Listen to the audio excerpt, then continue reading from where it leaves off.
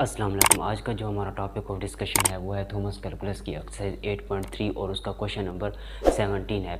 तो बेसिकली हमें करना क्या है, स्टेटमेंट में गिवन है रिपीटेड लीनियर फैक्टर कि हमारे पास जो इंटीग्रेशन गिवन है उसमें हमें क्या करना है कि इन exercise 17 to 20 express the integral as a sum of partial fraction and evaluate the integral.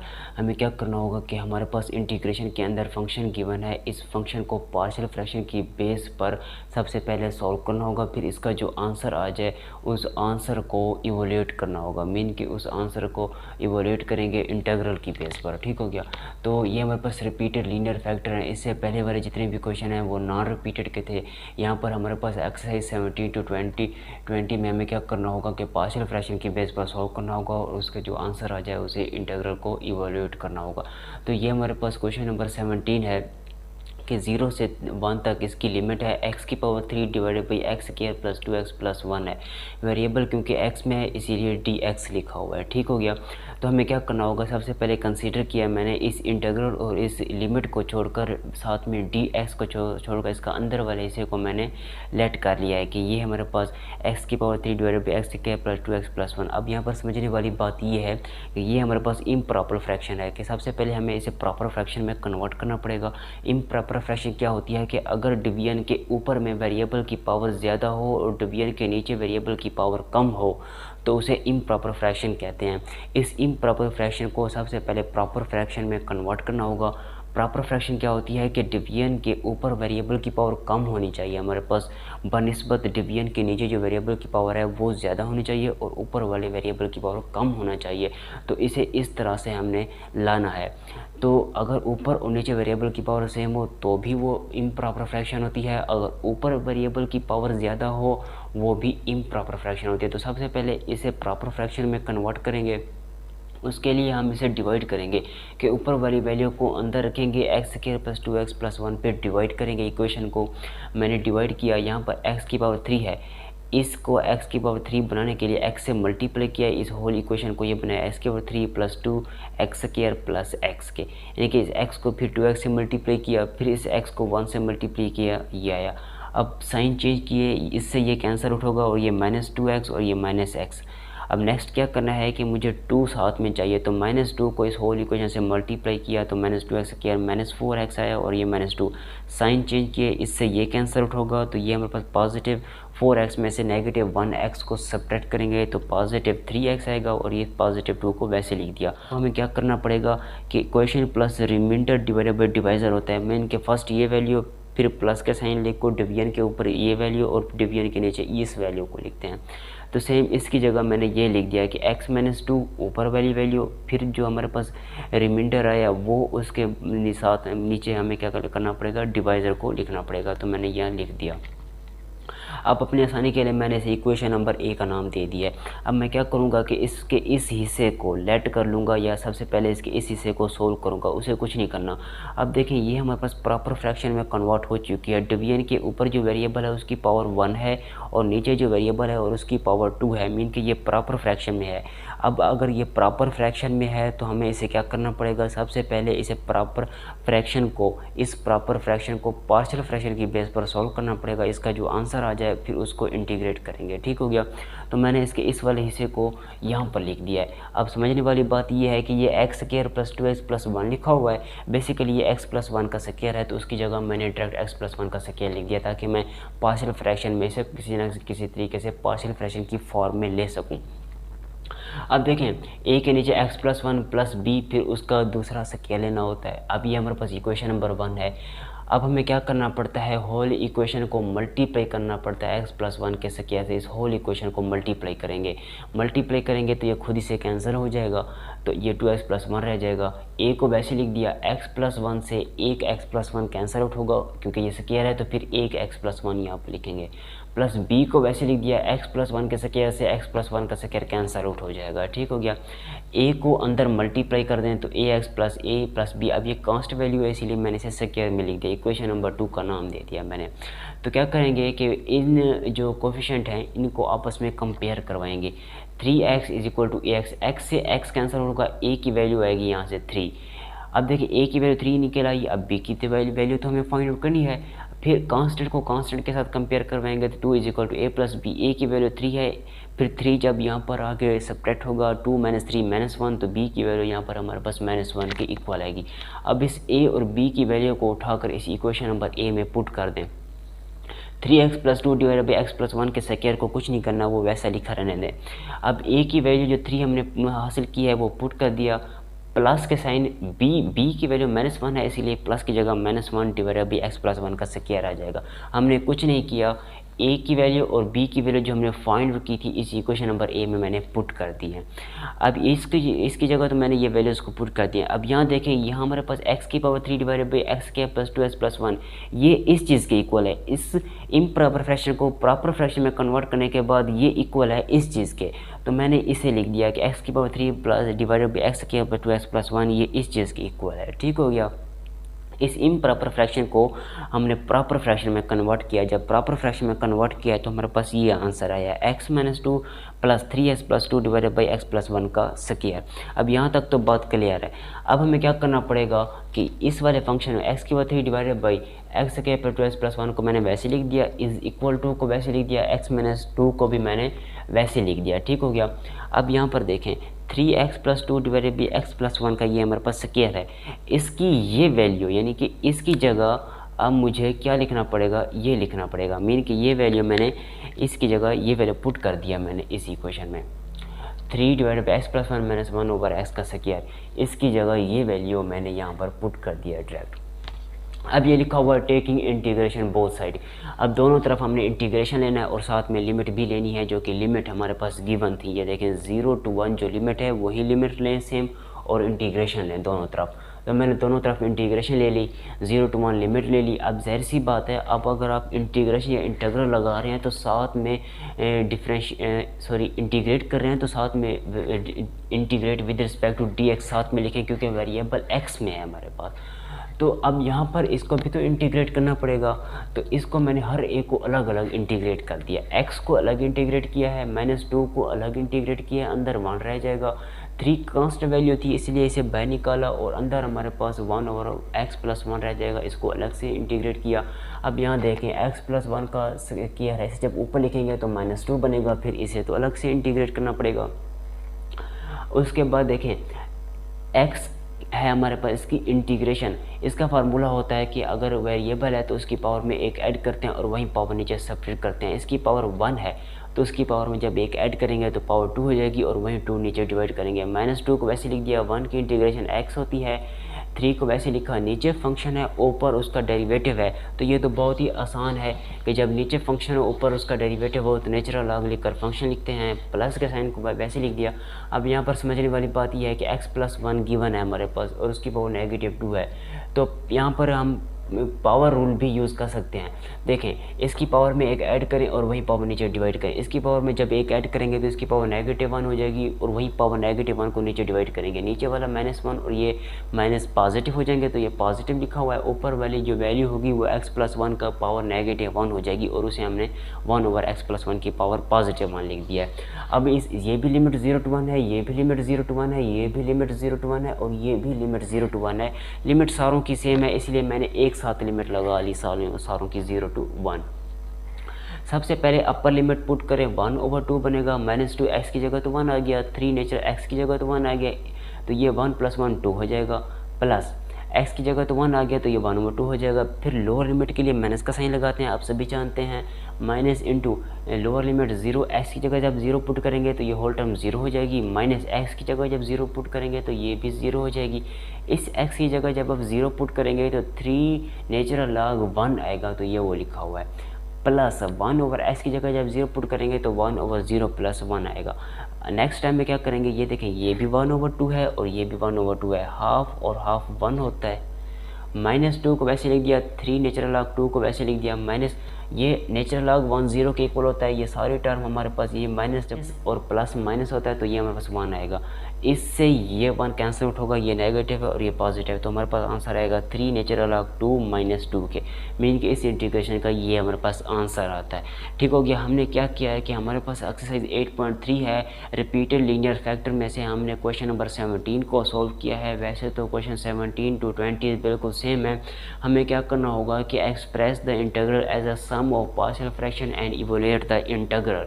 तो सबसे पहले जो इंटीग्रल हमें दिया जाएगा, अगर तो वो इम्प्रॉपर होगा तो सबसे पहले उसे प्रॉपर फ्रैक्शन में लाजमी कन्वर्ट करना होगा, क्योंकि जो पार्शियल फ्रैक्शन होती है वो सिर्फ और सिर्फ पार्शियल फ्रैक्शन जो होती है वो सिर्फ और सिर्फ प्रॉपर फ्रैक्शन की ही की जाती है। इम्प्रॉपर फ्रैक्शन की डायरेक्ट कोई भी पार्शियल फ्रैक्शन हम नहीं करते हैं। इम्प्रॉपर फ्रैक्शन की डायरेक्ट कोई भी हम पार्शियल फ्रैक्शन नहीं करते। इम्प्रॉपर इंटीग्रल को सबसे पहले प्रॉपर इंटीग्रल में कन्वर्ट करेंगे, प्रॉपर इंटीग्रल की ही आगे हम पार्शियल फ्रैक्शन करते हैं। ये हमारे पास इम्प्रॉपर फ्रैक्शन थी। इस इम्प्रॉपर फ्रैक्शन को सबसे पहले हमने प्रॉपर फ्रैक्शन में कन्वर्ट किया। इसका जो आंसर आया, इस आंसर को ही पार्शियल फ्रैक्शन की बेस पर मैंने सॉल्व किया है। अब इसका जो आंसर आया फिर मैंने उसको इंटीग्रेट किया है। ठीक हो गया। तो हमारे पास ये आंसर आ गया 3 नेचुरल लॉग -2। बहुत शुक्रिया। इसी तरह अब हम आगे क्वेश्चन नंबर 18 को स्टेप बाय स्टेप सॉल्व करते हैं। जरा देखें, ये हमारे पास क्वेश्चन नंबर 19 है। इससे पहले वाला क्वेश्चन नंबर 18 बिल्कुल सेम है क्वेश्चन नंबर 17 की तरह। उसमें फ़र्क सिर्फ इतना है, इसमें सिर्फ फ़र्क इतना है कि प्लस और माइनस का फ़र्क है। वहाँ पर डिवीजन के नीचे हमारे पास क्वेश्चन नंबर 17 में x² + 2x + 1 था, और क्वेश्चन नंबर 18 में फ़र्क सिर्फ इतना है कि डिवीजन के नीचे x² - 2x + 1 है। सिर्फ इतना ही फ़र्क है, बाकी बिल्कुल सेम टू सेम है। जो क्वेश्चन नंबर लिमिट थी वो 0 to 1 है, और जो क्वेश्चन नंबर 18 में जो लिमिट है वो है -1 to 0। कोई फ़र्क नहीं है, बिल्कुल सेम टू सेम है। लेकिन फ़र्क दोनों में एक ही चीज़ कॉमन है कि वो भी इम्प्रॉपर फ्रैक्शन है और वो भी इम्प्रॉपर फ्रैक्शन है। क्वेश्चन नंबर 17 भी इम्प्रॉपर है और क्वेश्चन नंबर 18 भी इम्प्रॉपर है। दोनों को सबसे पहले आप प्रॉपर फ्रैक्शन में कन्वर्ट करेंगे। प्रॉपर फ्रैक्शन में कन्वर्ट करने के बाद उसमें से आपने उसको पार्शियल फ्रैक्शन की बेस पर सॉल्व करना होगा। जब पार्शियल फ्रैक्शन की बेस पर सॉल्व कर लेंगे, दोनों तरफ इंटीग्रेशन के साथ लिमिट भी ले लें और उसको इवोल्यूट करेंगे तो आपके पास आंसर आ जाएगा। कोई फ़र्क नहीं है। क्वेश्चन नंबर 18 बिल्कुल same to same question number 17 की तरह है। इसी तरह देखें, जो क्वेश्चन नंबर 19 है मैं वो सोल्व करता हूँ। अब देखिए क्वेश्चन 19 लेवल का है। इंटीग्रेशन में गिवन है dx डिवाइडेड बाई x² - 1 का होल स्क्वायर। तो हमने क्या करना है कि सबसे पहले पार्शियल फ्रैक्शन की बेस पर इसे सॉल्व करना है। तो देखें, इस x² - 1 को मैं लिख सकता हूँ x + 1 × x - 1, क्योंकि हमारे पास फार्मूला होता है। आप चाहें तो यहाँ पर शो भी करवा सकते हैं कि a + b हो इंटू a - b हो, वो बेसिकली इक्वल होते हैं a² - b स्क्वायर के। तो यहाँ पर 1 है, इसका मतलब ये 1 नहीं है, 1 का स्क्वायर ही आप इसे कंसीडर करें। तो इसकी जगह मैंने डायरेक्ट ये वाला फार्मूला यहाँ पर अप्लाई कर दिया कि x² - 1 को मैंने ये लिख दिया, क्योंकि जब हम इन दो टर्मों को आपस में मल्टीप्लाई करेंगे तो अगेन हमारे पास ये फंक्शन हासिल होगा। ऊपर वाले स्क्वायर को कुछ नहीं किया, वो वैसे लिखा हुआ है। ठीक हो गया। अब देखिए, पार्शियल फ्रैक्शन की फॉर्म में लिखने के लिए a के नीचे फर्स्ट वैल्यू प्लस b के नीचे सेकंड वैल्यू, अगर स्क्वायर है तो c के नीचे फिर अगली टर्म c के नीचे फिर फर्स्ट वैल्यू का स्क्वायर प्लस d के नीचे सेकंड वैल्यू का स्क्वायर। अब इसे मैंने इक्वेशन नंबर 1 का नाम दे दिया। नेक्स्ट टाइम में पार्शियल फ्रैक्शन को सॉल्व करने का तरीका क्या है कि इक्वल के लेफ्ट हैंड की तरफ जो फंक्शन लिखा हुआ है उसके डिवीजन के नीचे जो वैल्यू है उसे उठाकर होल इक्वेशन के साथ मल्टीप्लाई कर दें। ये होल टर्म खुद ही के साथ कैंसिल हो जाएगी, तो यहाँ 1 रह जाएगा इज इक्वल टू a।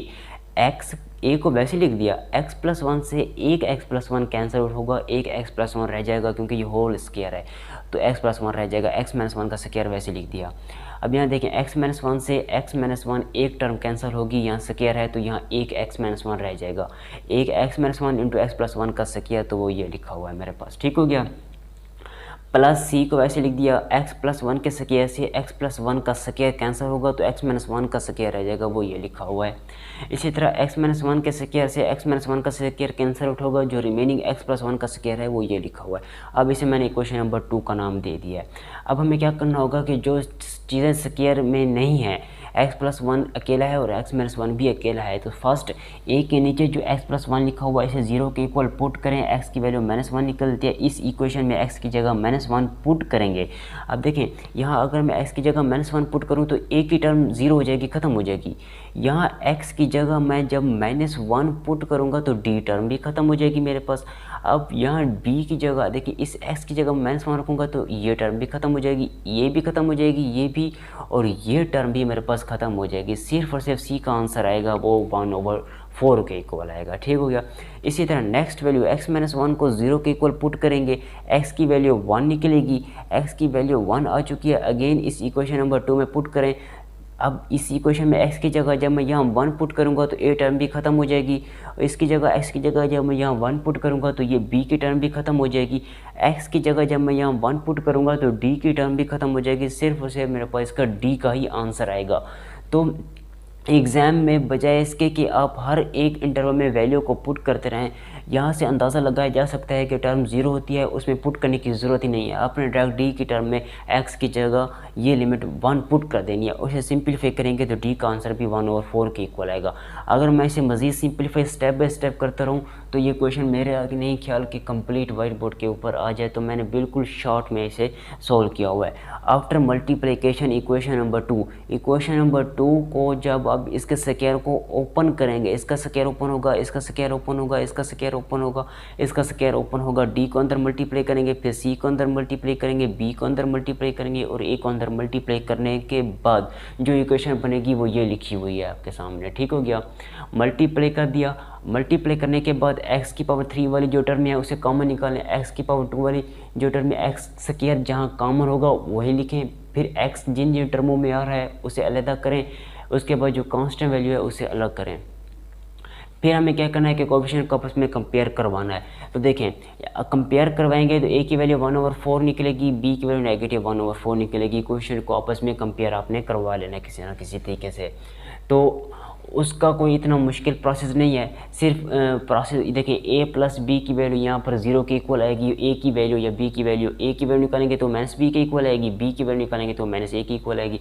इसी तरह इस टर्म को इस इक्वल करेंगे तो ये whole term -a plus b plus c plus d ये 0 के इक्वल आएगा। यहाँ से a की वैल्यू -b आई थी तो यहाँ पर -a आएगा, -2a plus c plus d आएगा। इसी तरह इस इक्वेशन को सॉल्व करेंगे, फिर इस इक्वेशन को 1 के इक्वल पुट करेंगे तो किसी न किसी तरीके से आपके पास a और b की वैल्यू फाइंड हो जाएगी। ठीक हो गया। अब अपने पुट करनी है इस इक्वेशन a b और c d को आपने इक्वेशन नंबर 1 में पुट करनी है। इन ऑल वैल्यूज़ को इक्वेशन नंबर 1 में पुट कर दें। तो देखें 1/x प्लस 1 इंटू x-1 का जो स्क्वायर है इसे मैंने वैसे लिख दिया, a के नीचे मैंने वैल्यू पुट कर दी 1/4 इंटू x प्लस 1 वैसे लिख दिया। b के नीचे b की वैल्यू नेगेटिव 1/4 वो पुट की, c की वैल्यू पुट की और d की वैल्यू को मैंने पुट कर दिया है। अब हमें इंटीग्रेशन लेना है क्योंकि हमें इंटीग्रेशन का ही साथ में आंसर चाहिए, तो मैंने लिख दिया टेकिंग इंटीग्रेशन बोथ साइड। इस तरफ भी आपने इंटीग्रेशन लगानी है, इस तरफ भी आपने इंटीग्रेशन लगानी है। नेक्स्ट टाइम में आपने हर एक की इंटीग्रेशन अलग अलग लेनी है, जैसा कि मैंने देखें कांस्टेंट वैल्यू को बाहर निकाल लिया और हर एक की इंटीग्रेशन बिल्कुल अलग से ले ली है। अब आपने समझने वाली बात यहाँ पर यह है कि इसकी जो इंटीग्रेशन आसान है इसकी भी आसान है, सभी की इंटीग्रेशन आसान है क्योंकि नीचे फंक्शन है ऊपर उसका डेरिवेटिव लिखा हुआ है। तो 1/4 कांस्टेंट वैल्यू थी इसलिए होल टर्म में से मैंने 1/4 को कॉमन निकाल लिया। अब इसकी इंटीग्रेशन नीचे फंक्शन ऊपर उसका डेरिवेटिव नेचुरल लॉग लिखकर फंक्शन लिखते हैं, इसका भी वैसे करेंगे। अब x प्लस 1 का स्क्वायर जब ऊपर लिखेंगे तो बनेगा x प्लस 1 की पावर -2 और -2 पावर रूल लगेगा, उसकी पावर में एक ऐड करेंगे और वहीं पावर नीचे सेपरेट करेंगे। फिर नेगेटिव -2 प्लस 1 -1 हो जाएगी, उसकी पावर ऊपर भी -1 नीचे भी -1, फिर नीचे वाला जो पावर होगी नीचे वाली जो पावर होगी वो -1 वो ये लिखी हुई है माइनस। ठीक हो गया। फिर ऊपर वाली जो x प्लस 1 की पावर -1 थी उसे मैंने नीचे लिख दिया तो पॉजिटिव x प्लस 1 रह जाएगा। सेम इसी मेथड से मैंने यहाँ पर भी इसकी इंटीग्रेशन ले ली। टाइम हमें क्या करना है कि यहाँ पास 1/4 है, नेचुरल लॉग की प्रॉपर्टी लगाई कि अगर x प्लस 1 है और यहाँ पर भी लॉग है और ये भी लॉग है, दरमियान में माइनस का साइन है, तो फर्स्ट वैल्यू के नीचे सेकंड वैल्यू लिखें, डिवाइड करें उसी लॉग की प्रॉपर्टी के मुताबिक। अब देखें मैंने क्या किया, यहाँ पर प्लस का साइन लगाना है, इन दोनों को मैंने क्या किया, ये प्लस सी आर्बिट्रेरी कांस्टेंट है जो हम इंटीग्रेशन के बाद लगाते हैं। x प्लस 1 और x-1 का मैंने एलसीएम लिया है तो x प्लस 1 से x प्लस 1 कैंसिल होगा, x-1 को मल्टीप्लाई करेंगे -1 से तो ये आएगा, माइनस को वैसे लिख दिया, x-1 से x-1 कैंसिल आउट होगा, x प्लस 1 को 1 से मल्टीप्लाई करेंगे तो ये आएगा। नेक्स्ट टाइम में माइनस को अंदर मल्टीप्लाई कर दिया। अब देखें ये +1 और ये -1 कैंसिल आउट होंगे तो ये -2x आएगा, वो लिखा हुआ है। ठीक हो गया। ये 1/4 को वैसे, अब देखें 1/4 को अंदर मल्टीप्लाई कर दें तो natural log x plus 1 divided by x-1 ये वैसे आएगा हमारे पास। ठीक हो गया। और उसके बाद जो हमारे पास ये 2x है 2 टू द 4 होगा तो -1/2 ऊपर x divided by x -1 plus c। तो ये था हमारे पास क्वेश्चन नंबर 19। बिल्कुल इसमें ये मेरे पास प्रॉपर फ्रैक्शन ही थी, पहले से इम्प्रॉपर नहीं थी। प्रॉपर फ्रैक्शन में हमने डायरेक्ट इसे किया है कि डायरेक्ट पार्शियल फ्रैक्शन की बेस पर इसे सॉल्व किया है। इसका जो हमारे पास आंसर आया है पार्शियल फ्रैक्शन की बेस पर सॉल्व करने से, दोनों तरफ इंटीग्रेट करने के बाद हमारे पास इसका फाइनल आंसर आ जाएगा। इसी तरह क्वेश्चन नंबर 20 को स्टेप बाय स्टेप सॉल्व करते हैं। सेम इसी मेथड से देखें, ये हमारे पास क्वेश्चन नंबर 20 है, ठीक हो गया। तो इसमें क्या है कि इंटीग्रेशन में x square D x divided by x-1 into x square plus 2x plus 1 है, ठीक हो गया। इसे क्या करना है कि इसे सबसे पहले हमें पार्शियल फ्रैक्शन की बेस पर सॉल्व करना है। पार्शियल फ्रैक्शन की बेस पर सॉल्व करने के बाद जो इसका आंसर आ जाए उसे इंटीग्रेट करना है। बिल्कुल सेम इसी मेथड से है। देखें ऊपर हमारे पास एक्स स्क्वायर है डिवाइडेड बाई x-1 है, इसे मैंने कुछ नहीं किया, x-1 को वैसे लिख दिया। इस x square plus 2x plus 1 को मैंने लिख दिया x प्लस 1 का स्क्वायर, लिख सकते हैं, कोई इशू नहीं, ठीक हो गया। अब देखें पार्शियल फ्रैक्शन की बेस पर जब आप इसे सॉल्व करेंगे, ए के नीचे फर्स्ट वैल्यू x-1 आएगी प्लस बी के नीचे सेकंड वैल्यू x प्लस 1 आएगी और सी के नीचे सेकंड वैल्यू का स्क्वायर है, क्योंकि इसी वजह से थर्ड वैल्यू में x प्लस 1 का स्क्वायर रहेगा। इसे आपने इक्वेशन नंबर 1 का नाम दे देना है। पार्शियल फ्रैक्शन की बेस पर इसे सॉल्व करें। तो देखें तरीका क्या होता है कि जब आप इसे इस तरह लिख देते हैं तो जो ऊपर में वेरिएबल है उसके नीचे डिवीजन के नीचे जो होल टर्म है x-1 इंटू एक्स प्लस 1 का होल स्क्वायर, इसे होल इक्वेशन नंबर 1 से मल्टीप्लाई करना होता है। तो ये x-1 इंटू एक्स प्लस 1 का स्क्वायर खुद से कैंसिल हो जाएगा तो x स्क्वायर रह जाएगा। और यहाँ से देखिए x-1 से ये x-1 कैंसिल आउट हो जाएगा तो यही x प्लस 1 का स्क्वायर रह जाएगा, वो ये लिखा हुआ है। b को वैसे लिख दिया, x प्लस 1 से एक x प्लस 1 कैंसिल आउट होगा तो x-1 इंटू एक्स प्लस 1 रह जाएगा, वो ये लिखा हुआ है। Plus c into x plus 1 का स्क्वायर एक्स प्लस 1 के स्क्वायर से कैंसिल हो जाएगा, x-1 रह जाएगा, वो ये लिखा हुआ है, ठीक हो गया। तो उसके बाद देखिए a के नीचे जो वैल्यू है x-1 उसे 0 के इक्वल पुट करें, फिर x की वैल्यू 1 निकलेगी। इस x की वैल्यू 1 को इक्वेशन नंबर 2 में पुट कर दें। अब देखें जब x की जगह वैल्यू यहाँ पर 1 पुट करेंगे तो b की टर्म खत्म हो जाएगी। x की जगह जब यहाँ पर वैल्यू 1 पुट करेंगे तो ये 0 जब इसे मल्टीप्लाई होगा तो c टर्म भी खत्म हो जाएगी। सिर्फ और सिर्फ a का ही आंसर आएगा। a की जगह जब 1 पुट करेंगे तो 1 प्लस 1 2 हो जाएगा, 2 का स्क्वायर है 4, तो 4a इज इक्वल टू, इसकी जगह तो 1 आ जाएगा तो ये 1/4 बनेगा, तो ये a की वैल्यू 1/4 आएगी, ठीक हो गया। इसी तरह सेकंड वैल्यू b के नीचे जो वैल्यू है उसे आपने 0 के इक्वल पुट करना है तो b x का आंसर आपके पास -1 के इक्वल आएगा। x की जगह -1 इस इक्वेशन नंबर 2 में पुट करें।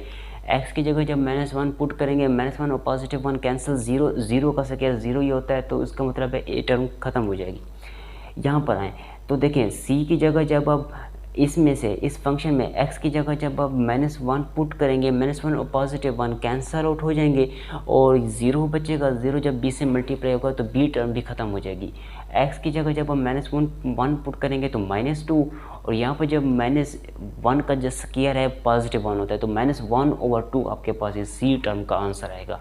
अब बाकी b टर्म का आंसर हम कहाँ से फाइंड आउट करेंगे, तो उसका तरीका ये है कि इस होल इक्वेशन को सिंप्लीफाई करने के लिए आप इस होल इक्वेशन को सबसे पहले स्क्वायर ओपन करें। स्क्वायर ओपन करने के बाद a को अंदर मल्टीप्लाई करें, फिर b को अंदर मल्टीप्लाई करें, फिर c को अंदर मल्टीप्लाई करें, जिस तरह मैंने यहाँ पर किया हुआ है। देखें स्क्वायर ओपन कर दिया, ये जो स्क्वायर था x-2 का ये लिखा हुआ है, सिंप्लीफाई इक्वेशन 2 को सिंप्लीफाई करें, एक्स स्क्वायर वैसे लिखें, इसका स्क्वायर ओपन कर दिया, इसको आपस में मल्टीप्लाई कर दिया तो एक्स स्क्वायर -1 और c को अंदर मल्टीप्लाई कर दिया तो cx-1 से जब c मल्टीप्लाई होगा तो -c आएगा। नेक्स्ट टाइम में देखें a को अंदर मल्टीप्लाई कर दिया तो ये इक्वेशन बनी। अब जहाँ पर x क्या था उसे कॉमन निकाल लिया, जहाँ पर x था उसे भी कॉमन निकाल लिया, कांस्टेंट वैल्यू को एक साथ लिख दिया एक ही ब्रैकेट में। अब कंपेयरिंग कोएफिशिएंट का हमने जस्ट कंपेयरिंग करवाना है। x स्क्वायर से x स्क्वायर कैंसिल आउट होकर यहाँ 1 रह जाएगा, a प्लस b 1 के इक्वल आएगा। यहाँ से हमने a की वैल्यू हमें फाइंड की 1/4 पुट करें, b की वैल्यू 3/4 के इक्वल आएगी। अब फाइनली हमें a की वैल्यू मिल गई, b की वैल्यू मिल गई, c की वैल्यू भी मिल गई। Put value of a b c in equation 1, आपने इक्वेशन 1 में a b और c की वैल्यू को पुट कर देना है, जिस तरह देखें मैंने पुट कर दिया, ठीक हो गया। इस तरह भी आपने इंटीग्रेशन लगानी है, इस तरह भी आपने इंटीग्रेशन लगानी है, क्योंकि क्वेश्चन की स्टेटमेंट में हमने इंटीग्रल की वैल्यू को इवोल्यूट करना था, तो मैंने इस तरफ इसको इंटीग्रेट किया है। देखें 1/4 कांस्टेंट वैल्यू है, इसीलिए इसे बाहर निकाला। 1/x-1 की इंटीग्रेशन ली। 3/4 कांस्टेंट वैल्यू है, इसीलिए इसे बाहर निकाला। 1/x+1 की इंटीग्रेट की और इसको इंटीग्रेट किया, और ये 1/2 कांस्टेंट है, इसीलिए इसे बाहर निकाला। अब देखें ये नीचे हमारे पास x+1 का स्क्वायर पॉजिटिव में था, इसे जब मैंने ऊपर लिखा तो x+1 के पावर -2 हो गई। ठीक हो गया। नीचे फंक्शन, ऊपर उसका डेरिवेटिव, ये तो आसान है, नेचुरल लॉग लिखकर फंक्शन, उसकी पावर हमारे पास -2 है x+1 की, तो उसकी पावर में एक ऐड करेंगे तो -1 हो जाएगी, वही पावर नीचे डिवाइड करेंगे, माइनस और माइनस पॉजिटिव हो जाएगा, तो 1/2 इस x+1 की पावर -1 को मैंने नीचे लिख दिया। नेक्स्ट टाइम में मुझे क्या करना है, 1/4 को वैसे लिख दिया। अब देखिए इस 1/4 को मैंने कॉमन निकाल लिया, अंदर हमारे पास नेचुरल लॉग इंटू x-1, यहाँ पर 1/4 को कांस्टेंट निकाला तो 3 इंटू नेचुरल लॉग x+2, इसे मैंने कुछ नहीं किया, वैसे लिखा हुआ है। 1/4 को कुछ नहीं किया। अब लॉग की प्रॉपर्टी है कि अगर लॉग से पहले कोई कोफिशिएंट आता है तो लॉग के वेरिएबल की पावर बनता है, तो मैंने वेरिएबल की पावर 3 लगा लिया। अब देखें नेक्स्ट टाइम में 1/4 को वैसे लिख दिया, लॉग की अगेन प्रॉपर्टी लगाई, अगर प्लस का साइन है यहाँ भी लॉग है, यहाँ भी लॉग है, दोनों टर्मों को आपस में मल्टीप्लाई करते हैं, मैंने मल्टीप्लाई कर दिया, प्लस 1/2 इंटू x+1 को वैसे लिख दिया। फाइनल इसका ये आंसर है। ठीक हो गया। तो आज की इस वीडियो में हमने क्या सीखा, repeated linear factor Thomas calculus 11th edition की एक्सरसाइज 8.3 को सॉल्व किया है।